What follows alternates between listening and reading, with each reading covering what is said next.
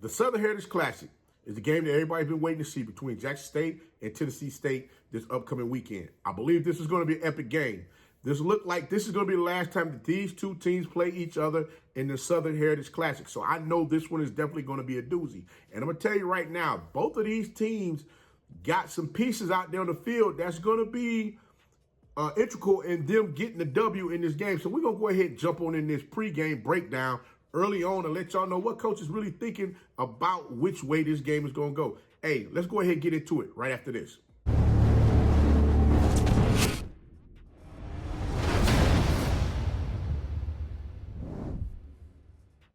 You know it's your favorite coach back at it again. 10 toes down, about to tell you how it all went down. This is Tomorrow Leader Sports Network with your host, Coach Walker. If you're new to the channel, please like, share, subscribe. Hit that notification bell so you get all upcoming videos. For all my leaders out there, welcome back. Y'all know the drill. Y'all know the routine. If you haven't done so already, please like, comment, and share these videos. And tap in a friend or two and tell them to come on in. It's nothing but positive vibes. We're just having a good time talking about HBCU sports.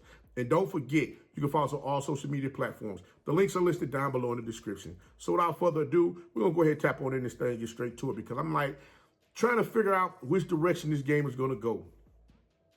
I know Tennessee State had a hard-fought loss against Eastern Washington University, in which I believe they lost, was it 29-37 or 29-36?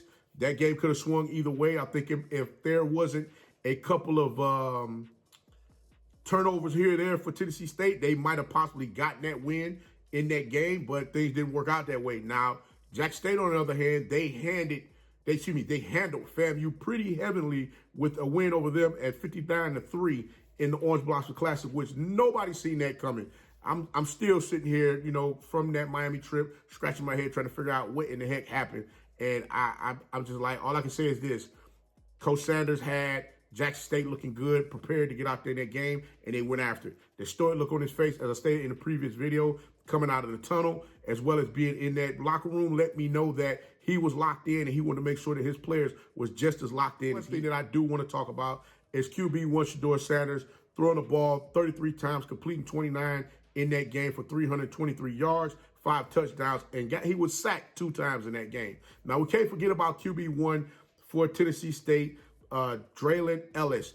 He showed the Tennessee State Tigers that he is all that they're looking for him to be at that quarterback position.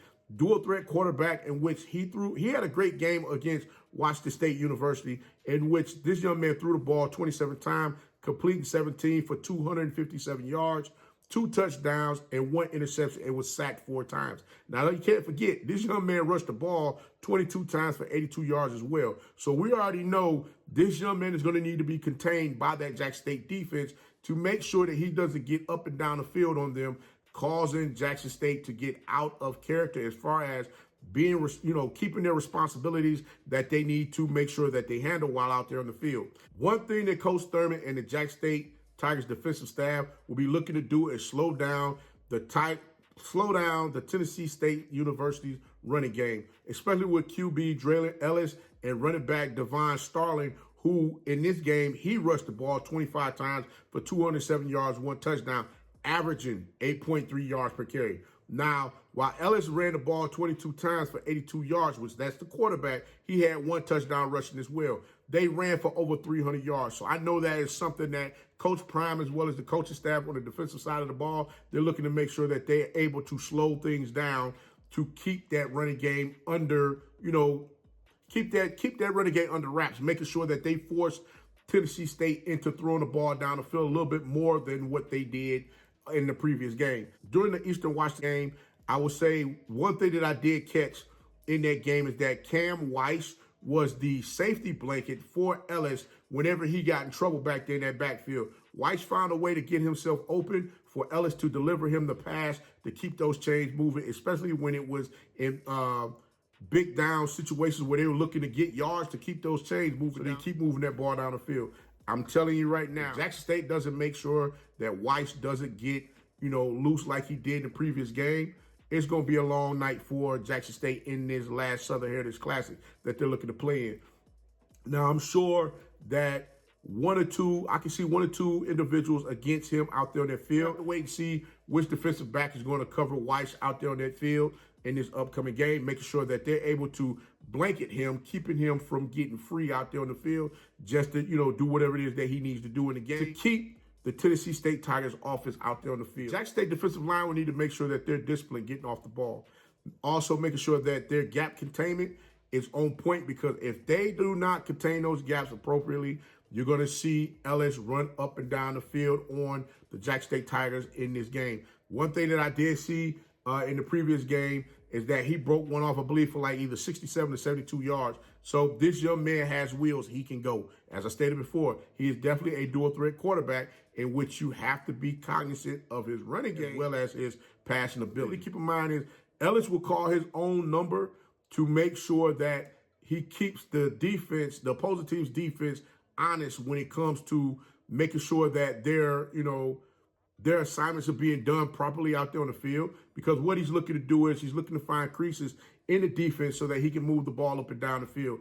And if he has to pull that ball down and take off a couple times on his own, guess what he's going to do? He's going to do exactly that. Now, Jackson State would definitely need to make sure they get that pressure up front on the Tennessee State Tigers offense, because they will get worn down in the game, the Tennessee State Tigers, that is, in which you will start seeing some linemen take, a couple of linemen will take a play or two off here and there. And Jackson State need to make sure that they are, full speed ahead on their behinds when they decide that they want to take plays off, take plays off in between plays during the game. Tennessee State, on the other hand, on the defensive side of the ball, we need to make sure that they're able to pressure QB1 Shedeur Sanders, causing him not to be in rhythm when he's throwing passes down the field. They're going to need to make sure that they're able to cover the Jackson State Tigers wide receivers out there on the field, especially when QB1 Shedeur Sanders is looking for Dallas Daniels, Shane Hook, Gaines, or even Kevin Coleman. These athletes are going to be free out there on the field. I don't know if Travis Hunter's going to get out there and play a little bit of wide receiver this week. That will be something that we'll have to wait and see how that goes. Now, as far as the running game, as I stated previously, Tennessee State ran for over 300 yards last week. Jackson State Tigers offense, I believe, will have more than 35 rushes in this game, with J.D. Martin, Santi Marshall, and Savion Wilkinson making sure that they're able to wear down that Tennessee State Tigers defensive front. One thing for certain is Tennessee State likes to play in a three-man front. They run a 3-5-3. So wherever there's gaps in their offense, that means there's going to be offensive linemen that's going to have to get to that second level to prevent. They're going to have to get to that second level, making sure that they seal their blocks off to allow those running backs to have lanes for them to run the ball. This game is going to be something that everyone is going to be looking forward to see. As I stated previously, this is another game that's going to be won in the trenches. I honestly believe that the Jackson State offensive linemen are going to come out there and set pace as far as how this game is dictated. If they don't, and they allow Tennessee State to come out there and set the pace as far as how this game is going to be dictated, it's going to be a long game. It's going to be a long day for somebody in this game. But, guys, I'm going to sit back. I'm going to relax. I'm going to go ahead and continue keeping my notes and stuff together as far as the prediction on this one. This game will be the game of the week. So you guys make sure you get your score predictions together, and make sure when that video drops, you put your score predictions in that video so we can see what we're going to go ahead and do for some lucky person this week. But, guys, I'm going to go ahead and get up out of here and, like I said, get back to my notes and give you guys some more content on some other stuff that's going on out here, because there's a lot happening right now. So I want to make sure I get it to you. But, guys, until next time, be the one and lead.